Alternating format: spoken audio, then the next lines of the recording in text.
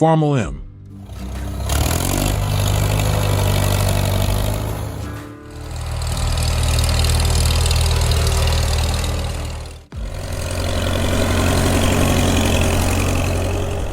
In 1939, as America was still recovering from the Great Depression and agriculture was entering a new era of mechanization, the Farmall M was introduced.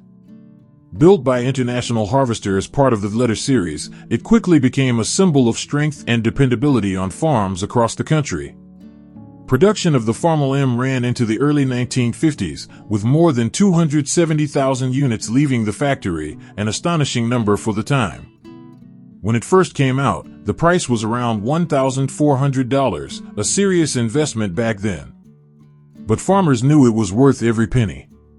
They weren't just buying a tractor, they were bringing home a reliable partner that could handle the hardest tasks of farm life.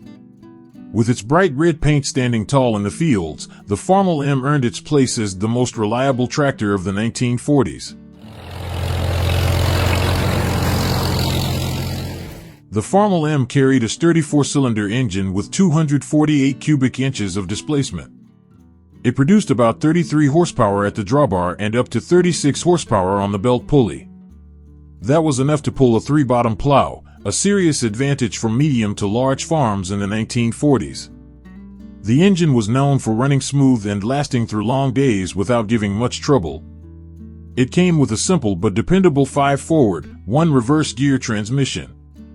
Farmers valued that straightforward design. It meant fewer breakdowns, easier repairs, and confidence that the tractor would keep running no matter the season. At about 11 feet long and weighing over 4,800 pounds, the Farmall M was a solid, heavy machine. That weight gave it the stability needed to handle demanding field work, from plowing and cultivating to pulling wagons loaded with grain. The tractor could be ordered with either the narrow tricycle front end for tight row work or a wide front axle for better stability. It also offered the optional lift-all hydraulic system, which allowed farmers to raise and lower implements more easily, a major improvement over older equipment. And, of course, that signature red paint made the Farmall instantly recognizable in any field. The Farmall M was a true all-around workhorse. It could plow, disc, cultivate, haul, and power belt-driven machinery. Its simple construction, durable engine, and wide availability of parts made it the top choice for farmers who needed one machine to do it all. Today, when we think back on the Farmall M, many of us remember the sound of that steady engine at dawn, when fathers and grandfathers drove it out to the fields. The sight of a bright red tractor against the green of summer fields is a memory etched in the minds of countless farm families. The Farmall M was never just a piece of machinery. It was a symbol of hard work, resilience, and trust. For those who worked the land in the 1940s and beyond, it became the most reliable tractor of the 1940s, a true legend in American farming history.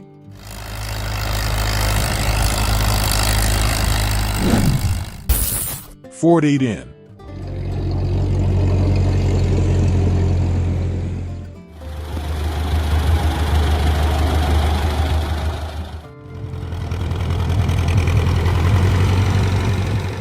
In the summer of 1947, Ford introduced a machine that would forever change the landscape of American farming, the Ford 8N. Officially marketed as a 1948 model, this tractor built on the success of the earlier 9N and 2N, but added important improvements that farmers had long been asking for. By the time production ended in 1952, more than 530,000 units had rolled off the assembly line, making it one of the best-selling tractors of its era. The Ford 8N sold new for around $1,400, a considerable sum just after World War II, yet thousands of farmers saw it as a sound investment. Its popularity came from more than just affordability, it represented progress. With its practical design, user-friendly features, and the introduction of Ford's famous three-point hitch system with position control, the 8N became known as the most reliable tractor from the late 1940s through the 1950s.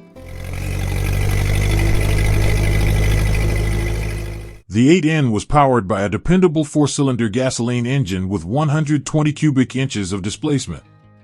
It delivered about 23 horsepower at the drawbar and around 27 horsepower at the PTO, which was more than enough for small to medium-sized farms. This power let farmers plow, disc, and cultivate with confidence, knowing the tractor could handle a variety of tasks day after day. One of the major improvements over its predecessors was the 4-speed transmission. Earlier Ford tractors had only 3 forward gears, but the 8N's fourth gear gave operators better speed and versatility. Paired with a reliable clutch and smooth drive, this upgrade made the tractor far more practical for both field work and hauling. The Ford 8N was compact yet sturdy, measuring about 115 inches long with a wheelbase of 70 inches. It weighed between 2,400 to 2,700 pounds, depending on options, making it easy to maneuver but still heavy enough for stability in the field. For many farmers, that balance of size and weight was exactly what their operations required. The highlight was Ford's 3-point hitch with position control, a system that allowed farmers to raise, lower, and maintain the precise height of implements. This innovation revolutionized farm work, making the 8N not only easier to use but also more efficient than anything that came before it. The tractor also featured a rugged rear axle, 8-bolt rear wheels for added strength, and a clean, simple design that was easy to service. The Ford 8N shined on small and mid-sized farms. It was perfect for plowing, cultivating row crops, mowing pastures, pulling wagons, and powering belt-driven equipment. Its simple gasoline engine, straightforward hydraulics, and wide parts availability made it both reliable and easy to maintain, qualities that earned it the trust of thousands of American farmers. For many who lived and worked through those post-war years, the Ford 8N is more than just a tractor. It represents mornings in the field when the sun was barely up, the steady hum of that 4-cylinder engine filling the air, and the quiet pride of knowing you had the right tool for the job. Its bright red and gray paint became a familiar sight across the countryside, standing for progress, hard work, and reliability. Even today, countless Ford 8Ns remain in working condition, a testament to the soundness of their design. For the farmers who relied on them, the 8N wasn't just machinery, it was a partner in putting food on the table and keeping American agriculture strong. That is why, in the story of our farms, the Ford 8N will always be remembered as the most reliable tractor from the late 1940s through the 1950s.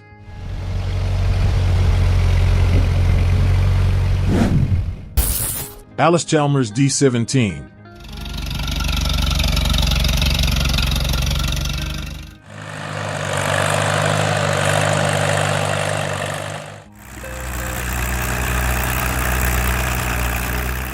In 1957, Allis-Chalmers introduced a brand new tractor to carry farmers into the modern age of agriculture, the D17.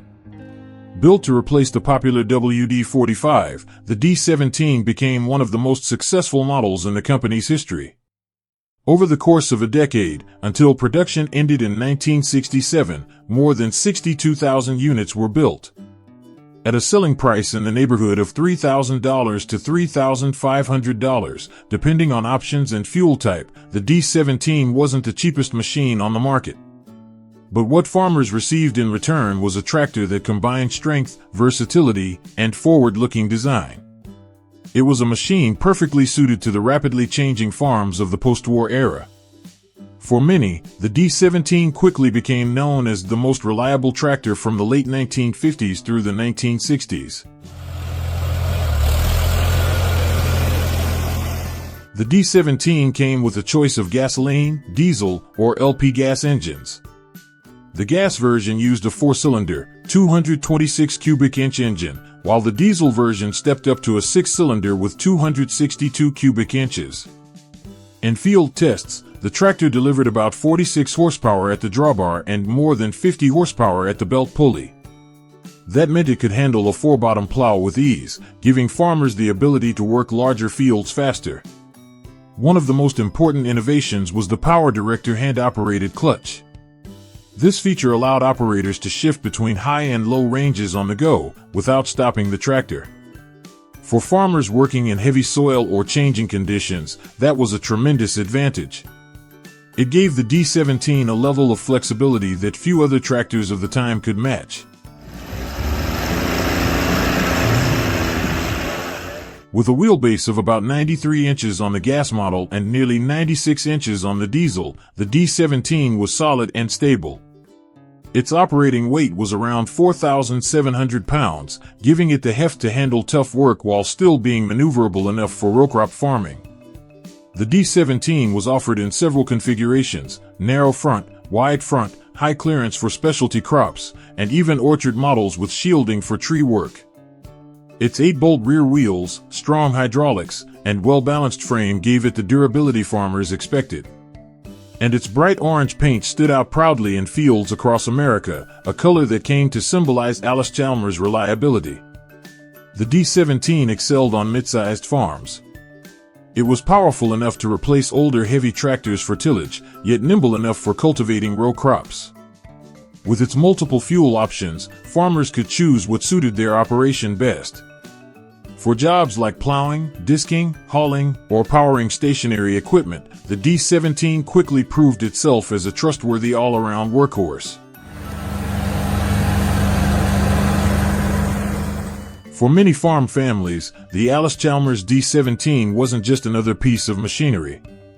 It was the sound of progress on a cool morning, the sight of a bright orange tractor cutting across the field, and the feeling of confidence that the work would get done. Generations of farmers remember the smooth pull of the power director, the steady hum of that engine, and the pride of owning a machine that could be counted on season after season. Even today, countless D17s remain in use or restored by collectors, proof of their lasting quality.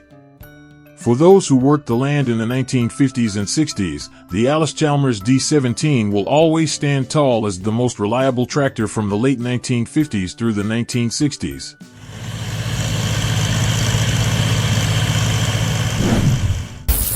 John Deere 4020.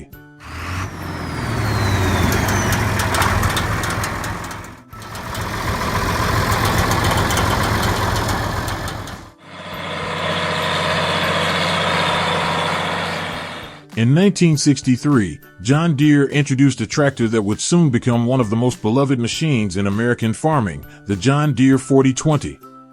It was part of the company's new generation of power, a line that transformed the way farmers thought about tractors. By the time production ended in 1972, more than 184,000 units had been built, making it one of Deere's all-time best sellers. While the exact price varied with options and engines, a new 4020 in the mid-1960s could cost around $10,000, a significant investment at the time. Yet farmers gladly paid it, because the 4020 delivered power, comfort, and reliability in a way few tractors ever had. With its green and yellow paint shining across countless fields, it earned its place as the most reliable tractor from the 1960s through the 1970s. The 4020 came with several engine options: gasoline, LP gas, and the most popular, a 6-cylinder diesel. That diesel produced about 84 horsepower at the drawbar and over 90 horsepower at the PTO, giving farmers the muscle to handle bigger implements and larger acreages. It was the kind of dependable power that made the 4020 a workhorse on thousands of farms. Farmers could choose the standard synchro-range transmission with 8 forward and 2 reverse gears, or the advanced power shift, which allowed smooth gear changes on the go. These options gave the tractor unmatched flexibility, whether plowing heavy ground, planting, or hauling loads down the road. At just over 97 inches in wheelbase and weighing between 8,200 and 9,500 pounds depending on setup, the 4020 was solid and stable. That weight gave it excellent traction and pulling ability, while still being maneuverable enough for row crop work. The 4020 featured Deere's modern closed-center hydraulic system, capable of lifting nearly 3,800 pounds on the rear 3-point hitch. Independent PTO speeds of 540 and 1,000 RPM made it compatible with a wide range of equipment. Farmers could order row crop, standard, or high-clearance versions, as well as dual rear wheels for added grip. Later models even offered enclosed cabs with heat and air conditioning, a luxury many farmers had never experienced before. The John Deere 4020 was versatile enough to do almost everything: plowing, disking, planting, cultivating, mowing, baling hay, hauling wagons, and powering stationary equipment. Its strong hydraulics, durable frame, and powerful diesel engine made it equally at home on grain farms, cattle operations, and diversified family farms. For those who worked the land in the 1960s and 70s, the John Deere 4020 was more than a tractor. It was the steady roar in the field on a spring morning, the dependable partner that finished the job before the storm rolled in, the machine you trusted to never let you down. Its green paint and yellow wheels became a symbol of reliability that farmers could count on. Even today, many 4020s remain in daily use, a lasting reminder of just how well they were built. For countless families, the memories of long days in the cab, the feel of the wheel, and the pride of owning one still bring a smile. That's why the John Deere 4020 will always be remembered as the most reliable tractor from the 1960s through the 1970s.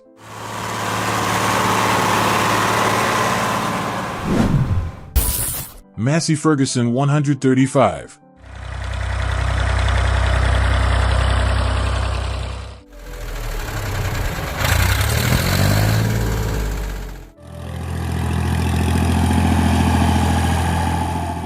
In 1964, Massey Ferguson introduced a tractor that would soon become one of the most trusted machines on farms across America, the Massey Ferguson 135. Part of the new 100 series, it replaced the MF35 and quickly gained a reputation for being tough, efficient, and easy to maintain. The 135 remained in production until 1975, with hundreds of thousands built in factories both in the United States and overseas. By the mid-1970s, a brand new MF-135 in America cost around $4,385, making it a solid value for farmers seeking a dependable, mid-sized tractor. Its popularity stretched far beyond our borders as well. The 135 became one of the best-selling Massey Ferguson models worldwide. What made it special was its balance, not too big, not too small, but just right for the needs of family farms during those years. That's why the MF-135 is remembered as the most reliable tractor from the 1960s through the 1970s. The MF-135 was most often equipped with the Perkins AD 3.152 three-cylinder diesel engine, delivering about 45 horsepower at the engine, with roughly 33 horsepower at the drawbar and close to 38 horsepower at the PTO. That combination of power and fuel efficiency made it a favorite among farmers who needed reliability without wasting a drop of fuel. Gasoline and LP gas versions were also available, giving buyers options for their specific needs. Early models came with a 6-speed transmission, 6 forward, 2 reverse. Later versions offered 8 forward speeds or the optional multi-power system, which gave 12 forward and 4 reverse speeds with a hydraulic clutch. This flexibility meant the 135 could adapt to many different field conditions, from light cultivating to heavier tillage.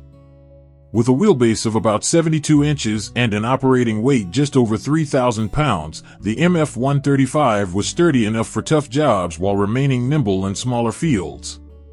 Its compact size made it easy to maneuver, but its weight provided good traction when pulling implements or hauling loads. The 135 used a Category I 3-point hitch with a rear lift capacity of nearly 2,850 pounds. That strength allowed it to handle a wide variety of implements: plows, discs, mowers, balers, and more. Standard drum brakes, a simple 2-wheel drive setup, and an open operator station kept the design straightforward. Its reliability came not from fancy features but from solid engineering that farmers could depend on. The MF-135 was a true all-arounder. It could plow, cultivate, mow hay, pull wagons, and power PTO-driven equipment. It was especially popular on small and mid-sized farms, where versatility and low maintenance were critical.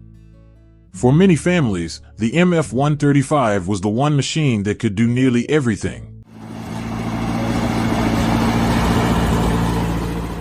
For those who farmed in the 1960s and 70s, the Massey Ferguson 135 was more than just a tractor. It was the steady putter of that 3-cylinder Perkins engine on a cool morning, the red and gray paint standing out against golden fields, and the feeling of security that the work would be done right. Even today, thousands of MF 135s remain in service around the world, many still earning their keep on small farms. For those who grew up with them, the memories are clear: the hum of the engine, the ease of use, and the pride of owning a machine that never quit. That is why the Massey Ferguson 135 will always be remembered as the most reliable tractor from the 1960s through the 1970s.